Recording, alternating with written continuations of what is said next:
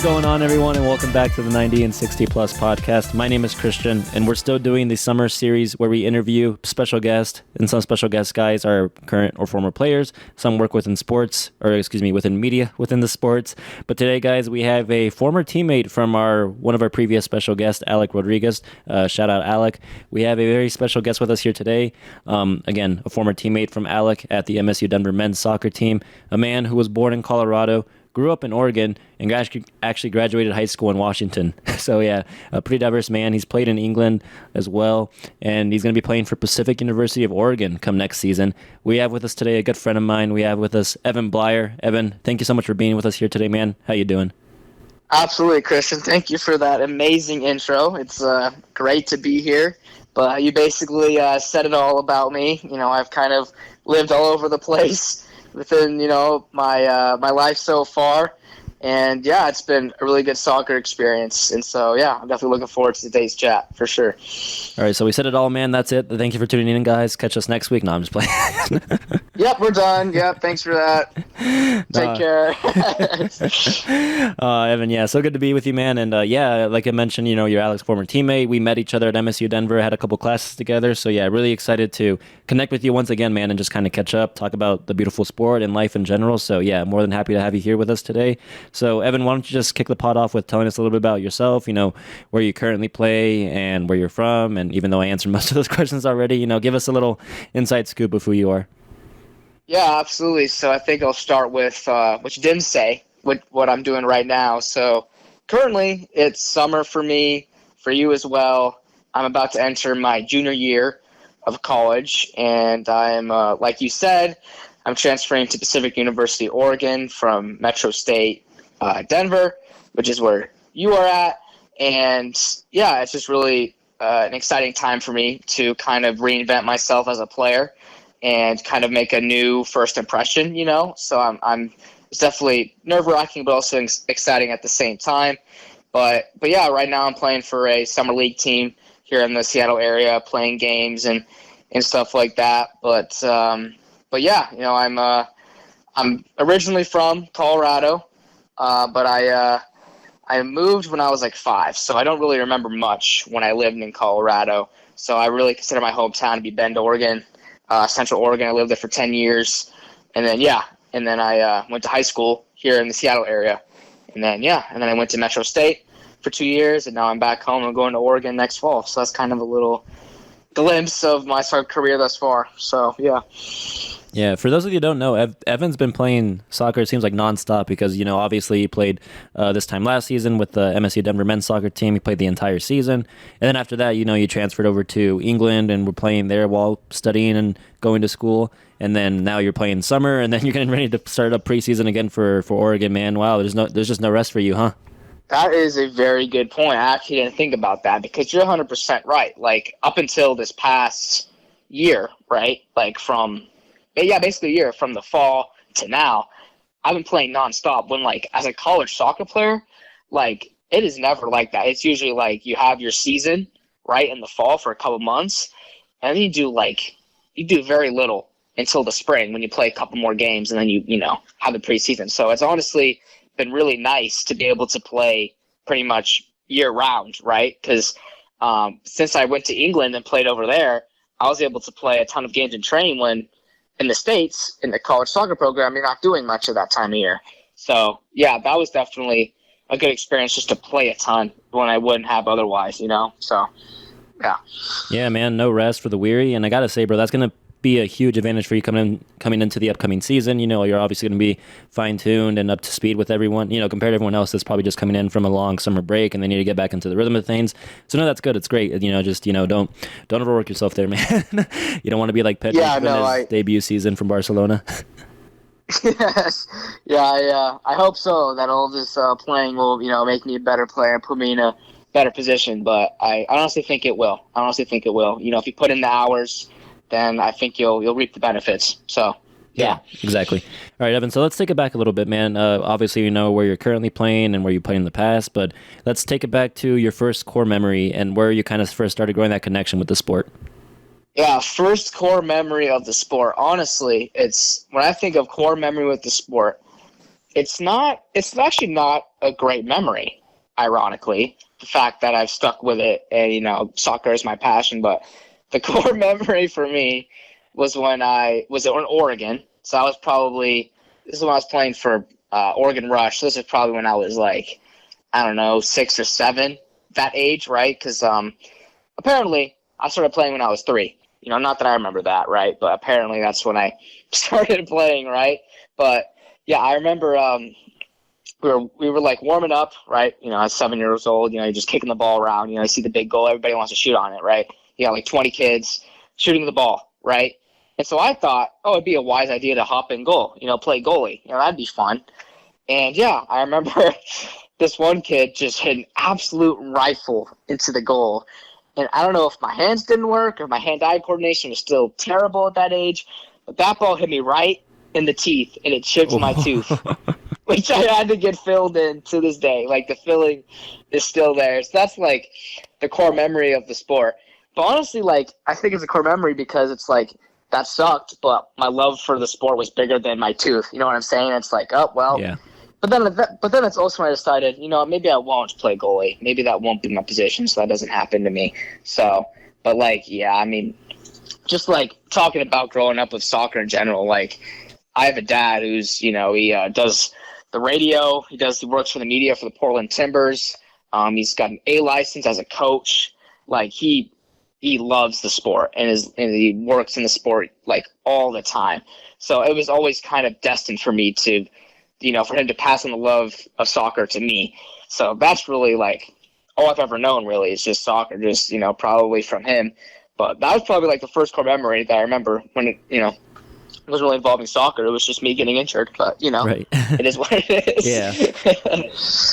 No, that's awesome. Yeah, you mentioned your dad there, Keith Bleyer, a fantastic person, someone that I've had the honor of meeting. And yeah, like you mentioned, he does the radio play-by-play commentary for the Portland Timbers, which is super cool. He's also a former Division I player at the, collegiate level, which is also really awesome. And you kind of mentioned it there, but he really paved the way for you to not only play in the sport, but enjoy it. So do you credit a lot of that to him? And do you think it would have been any different if your dad had never been the person that he was in his previous life?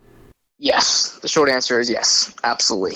Obviously, honestly, in my mind, I think I would have found the sport, but who knows, man? Who knows? Like, I maybe never even got into the sport if it wasn't for him. And I'm just thankful that he chose the right sport, because Right. It is the global sport. It is the best sport in the world. No question, like, hands down, best sport in the world, global sport. So honestly, like, it's definitely something I consider greatly that he helped pave the way for me, just the fact that I was surrounded by it at such a young age. And I built that love for the game so early on. And yeah, just his love for the sport really helped me create my love for the sport, which, drives me to be the best player I can be today, 20 years later. So, yeah.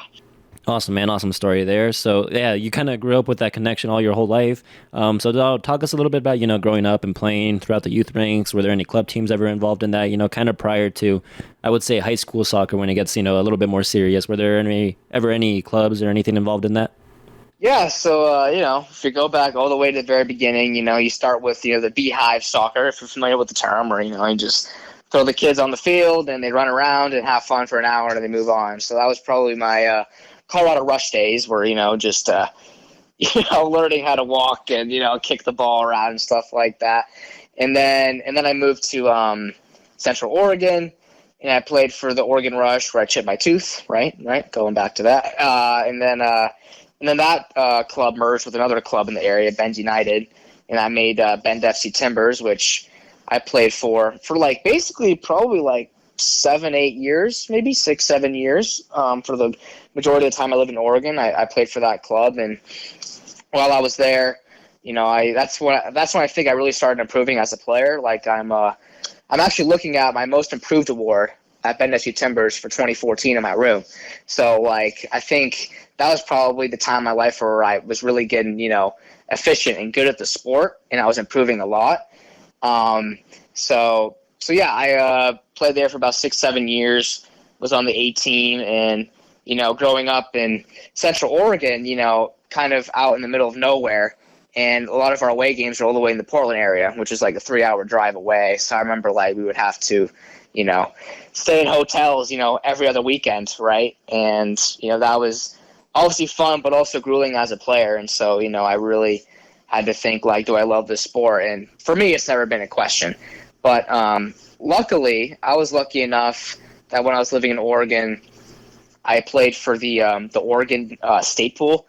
ODP is what it's called, the Olympic Development Program. But basically, it's a state pool of the best players for your age in the state of Oregon. So luckily, I was able to play for that in my 7th and 8th grade. So, God, the years, I don't know, like 2015, 16, something like that, 14, 15 is when I was playing for that. And then shortly after that, then I moved to Washington, and then obviously got into high school ball and club up here, which is where I am now currently. So, yeah. No, that's awesome, man. So now, various different clubs and obviously various long tenures in those clubs. So now kind of growing or progressing to that, we get into high school. And I think this is where the age where a lot of kids or players, really start to find who they are as not only a player, but as a person. Their conscience is very well developed at this point. They have a general idea of who they want to be in the future, what they want to do as a career and so on. So kind of walk us through that process and tell us, how was the high school experience for you? Any different to anything you've done in the previous years? Yeah, I'm actually really glad that you brought up this point about, kids start taking it serious in high school, or the other side where it's not so serious. Like, I think high school soccer is the time where you're thinking about your future, right? Where am I going to college? What am I doing with my life, right? Stuff like that. And so I was informed, and I did some data and just some research where I think if you're a high school soccer player, Christian, I think literally 5% of high school soccer players go on to play in the NCAA. Oh, wow. 5%. So I want to bring up the point where it's high school is when you really consider, do I actually want to have a career in soccer? Do I want to take it serious enough at the college level? Or, most people don't. Most people say, I'll end with high school, I'll go to college, just be a student and stuff like that. So, yeah, I definitely think high school was the part of your time where you're thinking, how far do I want to take this soccer thing, right? And for me and, I think 4 others at my high school, we all went to go play college, so in my graduating class. So, me and a couple of the guys on my team, it was never a question where it's yeah, we definitely want to play in college. We want to take this as far as we can. And so that's never been a question for me. But, yeah, I would say high school soccer definitely made me realize that, now I'm preparing to play at a level that most people don't get to as a player. And so I'm I feel that sense of responsibility to keep going, because I've surpassed so many other players that have quit. I think it's, the 5% isn't because the other 95% are, bad soccer players. That's not why they don't do it. It's because various reasons they don't want to, commit. A lot of the big thing I heard is commitment. They don't like the commitment that being a college soccer player takes. So they're just I don't like the commitment. So, honestly, that's probably a big deterring factor is the commitment.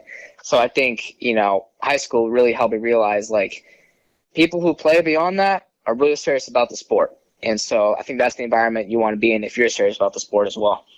Yeah, not just the development as a person in general or a human being in general, but also as a player as well. I think it's very crucial in those high school years because I think you're more well-tuned as to what position and playing style you prefer. So is that kind of where you kind of discovered where your preferred playing style and preferred position? And if so, you want to walk us through that? Yeah, that's actually a really good point because, I have a preferred playing style. For me, I love a 4-3-3 with the 2 holding mids, the center attacking mid, and then the 3 forwards. That's definitely my preferred position just because it's possession-based, possession-oriented, where you can, pass the ball around and kind of play through the lines and get past opponents that way. So I definitely learned in high school, that was my favorite formation. Just, from a tactical side, from a playing side, from a coaching side. All that. I was that's my formation. But as for, playing position, I'm pretty versatile. That's what coaches have told me is I'm very versatile. I've played all over the place. I think, for example, if we think about high school, the first club I played for up in the Seattle area, I was playing, attacking mid. I was playing attacking mid. And then and then for my next club, I played left back, right? So then, I went to my next club called East Side. Yeah, and I literally switched positions. So, like, my first 2 years in Seattle were with Issaquah Gunners, and I was, like, mostly an attacking mid. And then I switched to East Side, which is another club in the Seattle area, and I started playing left back. And then, obviously, I was one of the COVID victims when it comes to, college soccer in that sense where, like, my season kind of got canceled my junior year, and then senior year was severely diminished. So the rough year or half year of varsity high school soccer I had, I was playing left back. And then club I was playing attacking mid as well. So it's like I've played, in the middle, I've played left back. And then obviously, as when I went to Metro State, I was playing outside midfield. I was playing winger, my 2 years there. So, I've kind of played all over the place. But, I think maybe that's just because I'm a versatile player. I understand the game. Being a coach's son definitely helps, where you understand the game just from being around it so much and from stuff that he's coached me, stuff that my dad has said. So, yeah, I would say that was definitely the experience for me. Yeah, definitely versatile, like you mentioned, man. But of all the positions you played, is there ever a preferred one that you always, even if it's just like random pickup soccer at a park where you just walk by and people are like, hey, come on, let's make a team? Where are you saying, okay, I want to play here? Yeah, I feel like so many players agree with the statement I'm about to say, but I don't think you beat the 10. I don't think you beat the center attacking mid, because I think for me, I love playmaking. I love, penetrating passes, playing through the lines, creating scoring chances for my teammates. I was always the player that celebrated assists more than the goals I've scored. I loved assisting my teammates and helping them score. So I'd say the 10 is definitely my preferred position. But, you also know that the 10 is a very competitive position because that's the position everybody wants to play, right? Mm-hmm. And so I would say my secondary position would definitely be out wide. Either as the 11 or the 7 in a 4-3-3. So if I'm left-footed, if I'm the 11, put crosses in the box. If I'm on the right-hand side, I cut in and shoot. So I'd say, the 10 and, the wide forwards would be my preferred positions because, I've, basically, right now for my summer league team, I'm playing left back, which I don't have a problem with, right? But you don't really play make as much in the left back position. It's more defending, put a simple pass, trying to play, a line-breaking pass every once in a while, right? It's more defensive-first mindset, which has been fine because, as a defender, you're playing more minutes than the rest of the team. So, I'm playing the full 90 at left back than I would be if I was in the 10 or out wide. So, yeah, definitely my preferred position is the 10 and up top, but, it doesn't take away anything that the defense does. They win you games sometimes. So, it's important to have good players on, both sides of the ball per se. So, yeah, and having that experience in playing pretty much all over the pitch is so helpful, especially in the number 10 role, because I'm sure you're well aware of this, that a number 10 or center attacking midfield position, it used to be considered this luxury position where it was often considered for, quote unquote, lazy players or players that weren't the most athletic. But over the years, especially very, very recently, it's developed into almost the hardest working player on the field because, I don't think a modern 10 exists anymore where all they have to do is sit in front of the attackers and, play those playmaking passes. Nowadays, it requires a lot more defensive mindset, and obviously you playing left back and all over the pitch. I think that comes in handy a lot when you're playing in that 10 or in that 10 role. So yeah, that's got to be really exciting for you. And I don't feel like I don't have to tell you any of this. I'm sure you've known from your experience playing and just watching and growing the game. So no, that definitely helps out in all aspects. Just being very versatile and playing all over the field. Yeah, I'd love to add to what you said because that's a very good point. You think the 10 is this luxury player, best player on the field, but I think from the positions I've played, when I play the 10, it's not like I'm just waiting for the ball to be played for me. I am running a lot. And I think you're right. In the modern game, the 10 is asked a lot of in the games. You have to help back on defense, right? You have to get forward. I think the 10 is a really hard-working position, if it's not a luxury position, in today's game because it's saying you have to help us on defense, but then when you win the ball, you have to get forward because you are, what's going to help link the midfield to the forwards, right? So the 10 has to, be able to help on both sides of the ball, right, in today's game. So I definitely agree with what you said on that. Obviously there's some exceptions to today's game when you get the luxury 10, But I think my experience is like, exactly playing left back, playing defense, or even like at my time at Metro State, where I was playing outside midfielder, and that was like the most running I've ever done in my entire life. Like genuinely just doing doggies back and forth, right? And so I think that experience, like working so hard on, like I think that experience at Metro State helped me realize like how fit I could be and how working I could be and how I could implement that into other positions in the game. Because, the position that was requiring me at Metro State, I had to get back, help my outside back, right? And then I had to get forward and help connect the forward to the midfield. And so it was definitely something that I took away from my experience. And, yeah, I definitely agree. It definitely helps you in other parts of the game. So, yeah, I just wanted to add that. And then, obviously, you've played your entire life, you've grew up around the sport, and transitions a lot from just what you watch on TV into the field. But was there ever any, I guess we talked about preferred position and playing style, did you ever get any of those influences from any players or current or favorite teams that you've had growing up, or have you ever tried to replicate anyone's playing style? Yeah, that's actually a very good point. I mean, obviously I'm going to start off with the new Inter Miami recruit, Lionel Messi. Welcome to MLS. But I think that's just my undisputed GOAT in the game of soccer. Like I loved the way he played. I'm as you know, Christian, I'm a smaller guy. I'm a smaller player. So seeing the way that Messi, just cuts through defenders like they're not even there, really inspired me as a player to, see a player my size just be the best player on the field and just run past, men that are like a foot taller than him. It's like that was really inspiring for my younger self to see, and just his technical ability and vision, and it's just ridiculous. So like number one inspiration in the game has got to be the GOAT, Lionel Messi. But I'm also have a poster of Timbers number 6 holding center mid Diego Chara, which I think is hated by most of the league for the fact that he is such a hard man and he gets yellow cards like nobody's business. He's going to pass Beckerman for most fouls in the league by any player. But I love the way Chara plays because he plays simple, he plays hard, and he plays defense. Like he does the dirty work. He does the work that no other player wants to do. And he is like by himself stopped attacks from the opposition just by doing recovery runs. So, per se, like the way I want to play is I want to have like the creativity, technical ability that Messi has, but then also be the hard worker and kind of hard man that Diego Chara is. It's like those two players, I love for two different reasons, right? Two vastly different reasons, but I love the way they play both. But yeah, team, obviously, as you can tell, I'm a Timbers fan, but I think my favorite England team is Arsenal, and so I think my playing style definitely that I prefer is based off of Arsenal's, where they might play a 3-5-2, it's slightly different formation, but their attacks are possession oriented and patience based, and so that's definitely the way I want to play.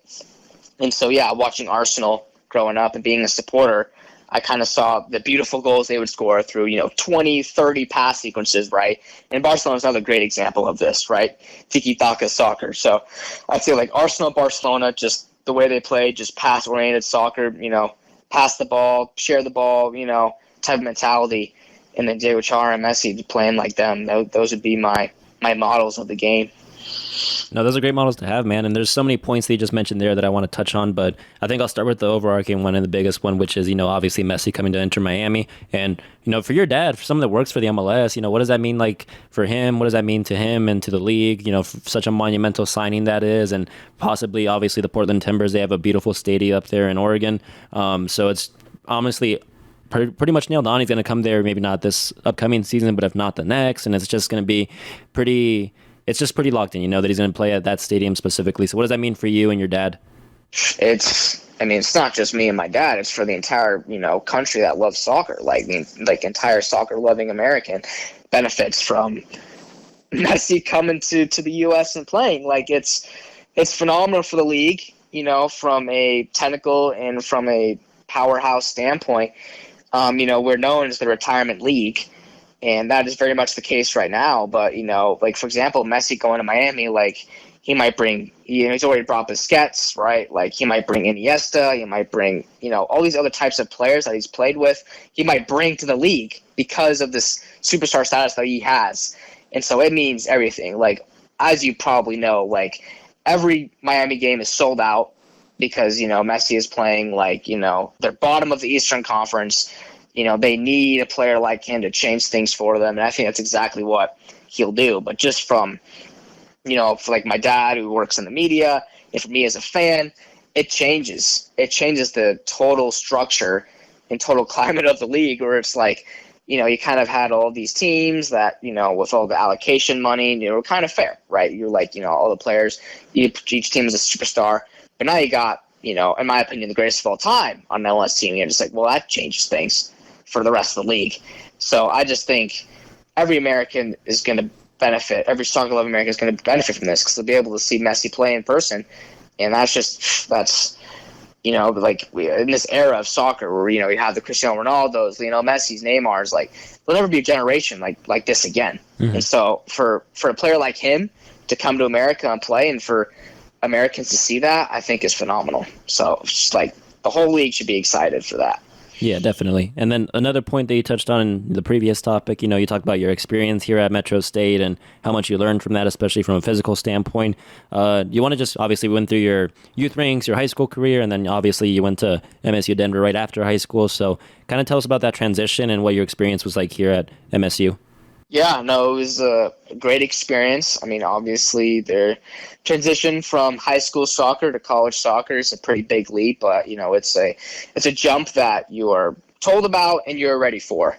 But I think my experience at Metro State was honestly a really cool life experience, if nothing else. I mean, I definitely learned a lot from the soccer side of things and had a great experience there. But I was able to live in, downtown Denver in my own apartment, right, for 2 years while playing college soccer and going to school, which was, definitely a great experience that I am thankful to have.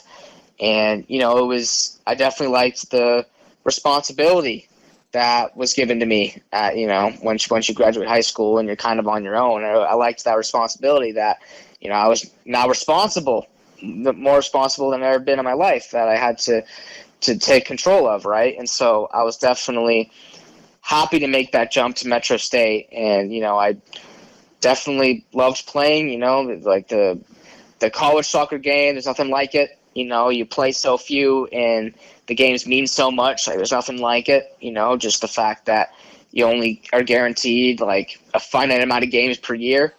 And so it's definitely like, it's very serious. It's a very serious atmosphere. But if you want to get to the next level, like, that's definitely like a great experience for that, which is my aspiration. So, but yeah, I mean, just from the soccer and life standpoint, it's a great location to play and a great environment as well. So, yeah. So tell us, Evan, this was your first time, I think it sounds like, living on your own and being really on your own and responsible for yourself solely. So tell us, what was the biggest thing you learned about yourself? Maybe not necessarily as a soccer player, but just as a person in general, making that transition from high school to college and then obviously moving, I was going to say to a state that's unknown, but you were born here, so maybe you're a little bit familiar. I'm sure you visited, but yeah, right. What was that experience like for you, just being on your own for the first time? Yeah, I mean, I definitely learned, and I kind of knew that, like, I was kind of independent. I was kind of, I could kind of tell that I was independent in high school. And so when I made the jump, to college, like, I definitely realized that, like, I was definitely independent-minded, and, which, again, serves me well in that environment. But it definitely was like, yeah, like, you were fine on your own, and you're independent, and you're able to take care of yourself. And, you live and you learn, because, I didn't cook a meal my whole life up until college. So, when I go from, my mom's cooking up here in Seattle and then, going to Denver with, groceries that, I have to cook and make, like, it's definitely a learning experience there. But, you get better the more you do it. And so, yeah, I learned that, like, I can be in an environment like that. And I think part of it too, Christian, is like, I feel like I was more prepared for that college experience being on my own than maybe others have, because I moved around a lot. You know what I mean? Like, I was the new kid when I moved from middle school in Oregon to Washington. And so, like, when you go to that new environment where you don't know anybody, and when I went to college, it was like, hey, I've already done this once before, if not twice. So it's like, I was used to that, and I was ready for that jump and that experience. But, yeah, I just when it comes to time management skills, planning to cook, all that stuff I didn't even think about when you're growing up. And so all of a sudden that becomes very real when you go and move on your own. So, yeah. So 2 years, as you mentioned, just grinding away, going to school, playing soccer, and then your time at MSU Denver has come to an end. But you decided to make the jump from obviously living in the United States, going to college here in the States, to continuing your education here in the States, albeit online, but actually moving and, trying to progress your career overseas in England. So tell us, how did that opportunity come about, and how was that experience like for you? Yeah, so first of all, how the heck does someone, from Seattle end up in Northern England, right, playing? So, I was up for the transfer portal at that point. So at this point, I've already decided I'm leaving Metro State. I'm going elsewhere. And my original plan, Christian, was I remember I think I quit Metro State maybe like around, I think it was like Thanksgiving time or before that, I think. So, my plan was like, hey, like if I can transfer to a new school by the spring, right? So like, by January, that was my plan. So I was like, scrambling to find colleges and stuff to transfer to for the spring. And I remember I had a couple offers at that point. I think I had 3 offers. And then I get a text from, this international academy called Macclesfield up in Preston, England. I was like, what is this about? So my dad and I, we hop on the Zoom call. We get talked by the recruiter, kind of, showcases their program and stuff like that. And I have time to think about it. And then ultimately, that's what I decided to do, because all the other options were committing to a school, NCAA. And so obviously, as I've talked about, in the off season, in the winter and springtime, you don't do much at the college level, at the college programs. As if you're a soccer player, you don't do much. So I thought, why rush going to a new school? I'm not going to be able to do much. Versus if I go to England, it's totally separate from the NCAA. They have their own league. I can play a ton of games, get a ton of training in, and be more prepared for my next season. But more importantly, it was just giving me time to decide, right? It said, hey, I won't just be sitting at home, or I won't just be sitting, in Denver without a team. I'll be playing a lot, but also buy me time to reach out to other schools and pick the ultimately best school for me to go to, which I'm confident I did with Pacific University, Oregon. So that's kind of what led me to go to England, was like, it buys me time to transfer, and I play a ton when I wouldn't have otherwise. And so, so that's what that was. Experience was great. Obviously, living in another country, not a lot of people get to do that. So, I don't take that for granted. And just being, in the birthplace of football, soccer, right? Being in the global birthplace of soccer, it's a huge culture over there, especially when you have the Premier League, where, tons of people around the world support those teams, to be able to, live in that country. Like, for example, like I went to an Arsenal and West Ham United game in England. Like, that was awesome. That's awesome. Yeah. Be able to go to that game live when you've grown up a fan your whole life. So just that experience being in that country, and the culture they have around football / soccer is definitely unique. And so it was very cool to be in that climate and be environment, and also playing at the same time. So it was a very cool experience. Yeah, I have no regrets from that. Absolutely not. It was very, very fun. I think I improved a lot as a player. So I think that really helped me, like you said, for the next season. So, yeah. Now, apart from all the soccer culture over in England, Evan, were there any other cultures that you really, dived in and really used as a favorite pastime of yours? Just, I'm really curious, because, it's a really cool experience to live overseas, live in a different country for the first time. So what was that like, just from outside the soccer perspective? What was your favorite pastime? What would you do to pass the time by when you had some free time? What was that like? Yeah, no, that's a great question. I'd say, like, like what I think of right away is like the rugby culture as well. I didn't touch on that, but they also love rugby over there, which obviously doesn't get as much as a rep because soccer is the birthplace and that's the global sport. But they love rugby, and I remember I also really liked going to pubs in England.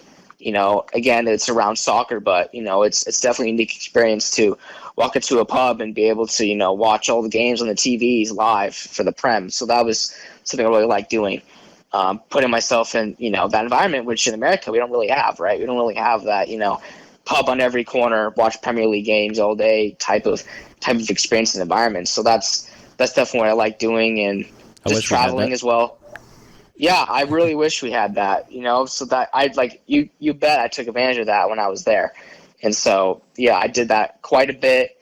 And yeah, I traveled a lot, kind of taking trains and a bunch of underground, and, that was fun. So yeah, I mean, really most of my time there was spent playing soccer. But yeah, whenever I wasn't, I would try to, get out, go to the pubs, kind of travel a little bit and see what England had to offer. So yeah. No, that's awesome, man. And then I got to ask, how did you, because obviously you were still going to school, albeit online, at MSU Denver while you were over there. What was that like managing, your school and work-life balance and soccer balance, albeit in a different time zone? Yeah, not easy. Yeah, because literally as I was finishing that statement, when I said I was playing soccer, I was like, wait a second. I spent half of my time at least doing online school. So that's like what my experience was, Christian. It was genuinely I would play soccer and then I would study, and that would kind of be a repeat. And so it was definitely difficult being 7 hours ahead for when I was still a Metro State student up in England playing. But I took all asynchronous courses so that I could hop in and do it anytime. But yeah, online school is definitely a lot of work, definitely a lot more work than in-person class, because you don't have that that in-person connection environment. So you got to do all this extra reading and watching videos and stuff like that. So yeah, I'm not going to lie to you and say that it was a piece of cake. It definitely wasn't. But hey, man, I graduated. I guess, I finished this semester with all A's in an online environment, which was I've never done before. So, my hard work paid off, but it definitely was a lot of hard work. But it takes a lot of time management skills, to be able to be disciplined enough where it's like, all right, I just got done with training, showered, whatever, and now I got to do this online school thing, right? Right. It definitely takes a lot of time management to make the time to do that, especially when you're nowhere near where the actual education is happening. So, yeah, definitely took a lot of discipline for sure. But, I reaped the benefits, got straight A's, and so my hard work paid off. So hard work pays off, my friend. So there you go. Moral of the story. No, that's great, man. For sure. And I can't believe I didn't ask this question already, but obviously, you went to MSU Denver, you're going to transfer to Oregon. So what are you currently studying, and is there any plans to change your current degree throughout all the college tenure? Oh, yeah. Great question. Yeah. So I was a broadcast journalism major at Metro State, as you know. So I remember helping you out with the Metro State sports events, stuff like that. So, and again, like you said, I had classes with you. So, as you know, I'm the same major as you, or was a broadcast journalism major. And I remember I declared a sport media minor shortly before I transferred. But now, when I'm transferring to Pacific, I am changing my major and minor. But it's not too different. So I'm going from a broadcast journalism major to a sports communication major, which is basically like broadcast journalism, but like sports specific is what I would describe it as, where it's like you're specifically talking about sport media, I would say, like sports communication. So that was, a great fit just because I was able to major in something that was sports specific. That's definitely the field I want to go into. So that's going to be my major. And then minor is going to be sports leadership and management. And so that is more focused on the coaching side of things. Okay. So that's kind of about being, a leader in sports, right? Being a coach, being a mentor, and managing teams, stuff like that at the sport level, per se. So that's what I'm going from. I'm kind of going from kind of a broadcasting media type focus to sports communication, which is still going to be my major 100%. But then now I'm also going to focus on the coaching side as well, which I'm really excited about because it's another passion of mine and a career that I want to delve into once my playing days are over. So yeah, that's kind of a slight difference, but I think it's the right fit and more accustomed to what I specifically want to do. Yeah, no, After that's great. school. It's all in the same ballpark, if you ask me. Fair enough. Yeah, honestly, like for example, like you talked about my dad played D1 college soccer, and like he was like a communications major, right? Like, and now he's doing the play-by-play for the Timbers, right? So it's like it's not really like your major; it's what you do with it, right? Right. But you know that we're taught that as journalism students, where it's like you got to have all this portfolio resume put together so that you're able to basically showcase your talents to land jobs. Not that, oh, you're this major? Oh, okay. Not how it works, right? We wish it was that simple, that easy, but yeah, it ain't. So, all right. So after your playing days are over, Evan, I know you previously expressed interest to me about being a commentator and following in the footsteps of your dad as a career. Are those still the plans, or have they since changed? nope, still the plan. I don't know if I ever explained this to you in person or not, but like the reason I chose broadcasting, where it's like it would be awesome to watch a soccer game, right, and talk about it and get paid for it, and that's my job. That would be awesome, right? So that was always my mindset, where it's like I literally watch it, talk about it, and I get paid, and this is my career. So it's definitely something I still want to do. I would be more than glad to take my dad's spot when he retires. Yep, I'll take that Timbers play-by-play. Thank you very much. But who knows? We'll see what happens. Obviously, as as a journalism student in the career of journalism, you have to be flexible, right? You have to be very flexible, and you have to kind of ramp your way up, So you got to be flexible in this market, in this industry. So yeah, I definitely still want to be a broadcaster, but I know a little bit about other sports, but it would definitely want to be about soccer. I mean, that's what I'm most knowledgeable at. That's my passion. So yeah, soccer broadcasting definitely still a big career of mine that I want to pursue. Yeah.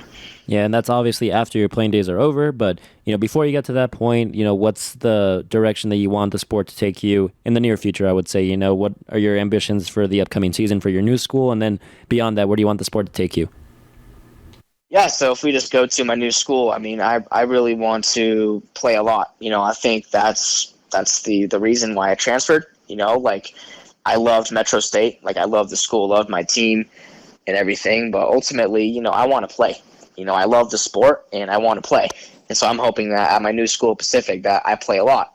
And that would be a success in itself, right? As if I'm playing and having fun and getting a good college experience, right? That would just be, that'd be perfect right there, right? But obviously, you want to be more ambitious than that. Like, I really want to take, kind of this program is kind of done below average, kind of has struggled in the past few seasons, has a young team that, now the team's older, got a lot of transfers. I want to do something this season. I want to at least make playoffs and maybe make a playoff run my senior year. Like, I really want to not just play, but win games and, try to take this team to heights that hasn't been before. And obviously, it's not just going to be me. I'm not saying I'm going to make it happen. Evan Bleyer is coming to save the day. No, of course not. But I'm hoping with all the transfers and a new freshmen that we get, we're able to, build a culture that, will help us be successful next season and the next. Because I only have 2 years left, sadly. But yeah, so when those 2 years are left, I'm hoping to take my career as far as it can possibly go. I love the sport. I love playing it. I don't think that'll ever change. So, the plan is to take it as far as I possibly can. I definitely have aspirations to play professional. So if that's where I end up, awesome. If not, broadcasting is next. So that's kind of my career timeline, if you will. So, yeah. Now, I think with you specifically, because you have experience with playing here in the States and then obviously playing overseas, is there, if you were to make it to that professional rank, is there a preference as to where you would want to play, either, at the prime of your career or at the very beginning? Because I'm sure in England, the football pyramid structure is a lot different over here than the U.S. There's just so many tiers and rankings and divisions, and I'm sure you experienced that living over there. So do you have a preference as to where you might want to start your career? Like, preference, like, honestly, like, kind of the way I live my life, I don't really have a preference on where I'm playing. I just love to play. So I don't really have a preference there, but I remember when I left England, the coaches were like, "Do you ever see yourself coming back?" And I was like, "Hopefully one day." I'd love to return and make my way through the football pyramid and play in England. I think that would be awesome. Briefly, like if you think about the U.S., there's like 4 professional divisions. You got the MLS, USL Championship, USL League One, USL League Two, and then after that it gets to the semi-pro level. And that's you're not getting paid. That's all voluntary. Trying to make yourself into the pyramid. While England, like oh my god, like you have like 8 divisions of professional, and then you got the non-leagues, and it's a lot deeper, that football pyramid. So honestly, I could see myself playing in both. I could see myself going back to England, maybe starting, getting a small club over there and kind of making my way up type of deal, or getting lucky and maybe playing on a semi-pro team here and kind of making my way up the ranks of the USL. So I could see both happening, and I would be grateful for either of those 2 things happening. So, yeah. So you mentioned that, excuse me, earlier when you were living in England, that was part of, living in Preston, I think it was the specific area. Yes. Obviously, they have a team in the championship, the Preston North End. Did you ever go to any of their games or experience the championship? Because, we mentioned the Premier League earlier, but I got to say, the championship division in England is just as much viewed, just as much admired. So what was that experience like, especially for you living in Preston? Yes, I'm so glad you brought that up, because that was probably like one of my favorite parts about Preston was Preston North End with a championship team. Because like as an American, you don't get to watch championship games. They're not broadcasted to Americans.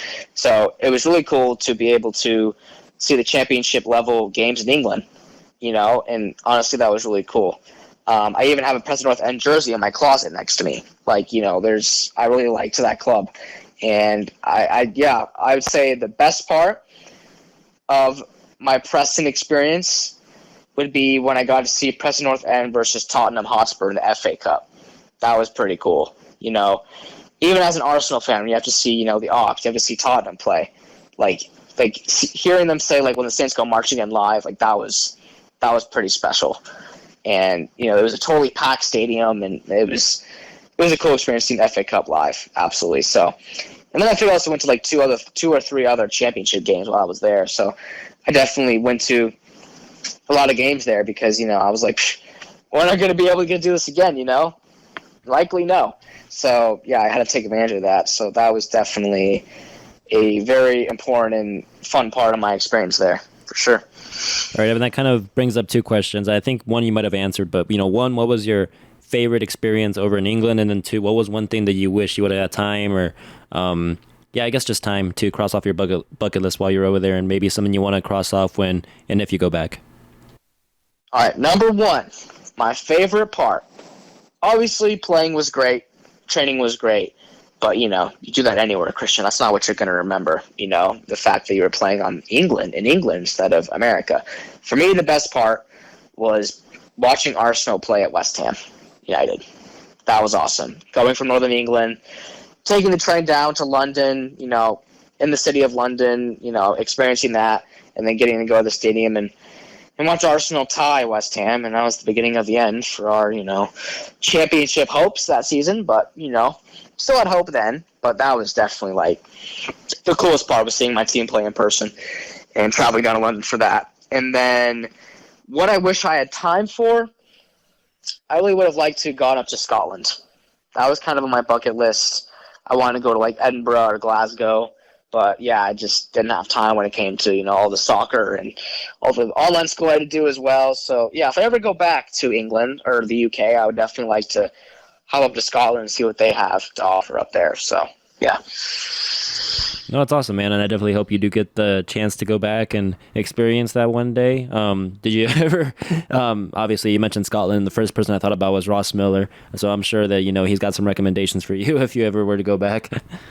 Yeah, seriously. Yeah, no, it's exactly what came to mind as well. Like, as for us at Metro State, he is the face of Scotland. Yeah. So, I hope to go to Scotland and see a bunch of Ross Millers walking around and be like, oh, okay, this is his homeland. This is where he's from. So, yeah, he could definitely help me out with suggestions on what to do. Okay, so a couple more questions about England, Evan, because honestly they're just like coming to my mind as soon as you start talking about these subjects. But as an American living in England, did you ever face any, anti-American stigmas, or were you ever kind of looked down or frowned upon? Especially, I think they look down and frown upon us as far as the soccer culture aspect because they're just much more advanced, or they at least think they're much more advanced in that field. So did you ever experience any anti-American stigma? Yes, and I will tell you why. So I didn't really touch on it, but this international academy that I was playing for, it was probably like majority American. Like I would say it was probably about maybe 75% American, and then 25% were like, British. Oh, okay. So like, for example, like when we were playing against other teams in our league, they would hate us because we were American, just because, like you said, maybe it's the stigma where it's like, you play soccer. It's not soccer. It's called football, which, our coaches even said that. It's like, don't call it soccer. It's football. And it's like, don't call it soccer balls. They're called footballs. And, they'd make fun of us, for that from time to time. Just a little bit of banter, if you will. But, no, generally I think, like, when we were playing games, like, there's definitely an attitude of the other team where it's like, oh, we can't let these Americans beat us. Like, we cannot let this happen. So they would do everything in their power to kind of put an extra tackle into us to let us know, like, we're not letting you win against us on our turf type of deal.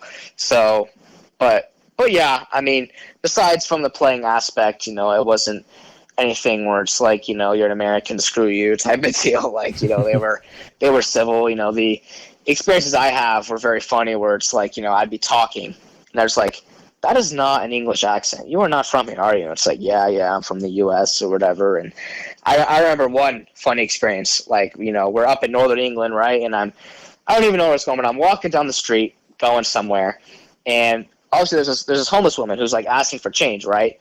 And so me and the dude next to me say like, sorry, I don't have anything. And he looks around and he's like, wait, are you American? I was like, yeah. So then like we talked for like, 5 minutes on our walk, the fact that you have two Americans living in northern England. So that was a fun experience when it's like, you met a fellow American just because you both were saying no to the homeless woman who was asking for spare change. So yeah, I mean, from, the stigma standpoint, nothing too serious, but the fact that, football's their sport and they don't like that Americans call it soccer, and they want to let them know that, hey, it's football and it's our sport and I'm not going to let you win. So, yeah. No, that's awesome, man. Glad you didn't experience anything too negative over there. I thought, at worst, maybe it would have been called Ted Lasso or something like that. But no, that's awesome. Yeah, I don't think that happened. Maybe they thought that, but it wasn't made verbal to us, or at least I didn't hear it. So yeah. Okay, well, that's awesome, man. And I gotta say, I end every single podcast with this one question. Well, not every single podcast, just every single interview podcast that I'm doing this summer with this one question. I want to ask everyone who they believe is the greatest player of all time, because as we know, it's a very highly contested debate between two specific players, and I was going to keep a tally, but I'm sure you answered that earlier, so I'm sure we don't got to go over that again. But yeah, I'm sure in your books, Messi is the GOAT, right? Just double checking. Yes, I mean, I'm happy to talk about him and how good of a player he is, but I just think when you look at the technical aspect of the game, where it's like you're truly looking for the most technical, like the most talented player of all time, it's got to be him. Like, he can dribble the ball, he can pass the ball, with more consistency and more creativity than any other player I've ever seen. And so also just how impactful he is in the game too. Like we talked about this move to MLS, like how he changed the entire culture of soccer in the United States just from going to a club there. Like, not only from the soccer playing ability, but also from just how impactful of a personality is in the game because of what he's done. And so I think when you consider both of those things, undisputed in my opinion. But that's how soccer goes. It's disputed. There's opinions. People have biases. It's going to be disputed. But for me, undisputed GOAT, got to be Lionel Messi. No, agreed. Period. Definitely agree with you there, man. But yeah, that was all the questions and the rundowns that I had for you. Is there anything that you wanted to talk a little bit more about in depth, or anything you wanted to retouch or revisit?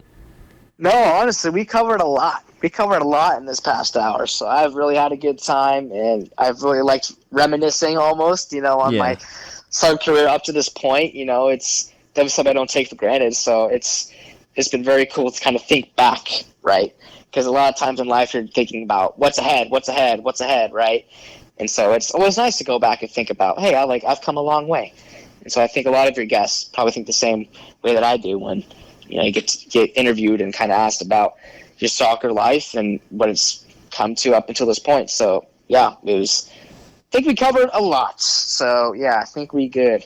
All right. Yeah. And hopefully this is the first of many interviews for you and your long career, Evan. So yeah, definitely wish you the best of luck in the upcoming season and the rest of your studies and just life in general, man, because yeah, like we mentioned earlier, I'm definitely going to miss having you at MSU Denver and around. But yeah, man, I'm again just super happy for you and your career choices, and I wish you nothing but the best. Yes, thank you, Christian. You too, man. I'll miss you too, and maybe one day I'll be back in Denver. Who knows? Yeah, maybe one day our paths will align again, bro. But for now, man, again, just thank you so much for coming back on, for being a guest on the podcast. Really appreciate it. And do you have any parting words for any listeners or anyone out there that you think might be listening? Yeah, just, soccer is life. Soccer is life. It's my life, and it's the global sport for a reason. And it not only is fun for players and coaches and fans, but I think it also brings the world together when other things can't do that. So, yeah. Agreed. I think that's a great point and note to end this podcast on, Evan. So again, thank you. And for the listeners at home, make sure you guys like, subscribe, wherever you guys get your podcasts. We're on various different platforms. Review, rate it, like, all that good stuff. And Evan, once again, thank you so much. And for all the listeners at home, we'll see you next week. Hopefully we have some more special guests lined up soon, maybe some more of Evan's former teammates, and yeah, we'll just kind of go from there. So as always, guys, thank you. Adios. Thank you.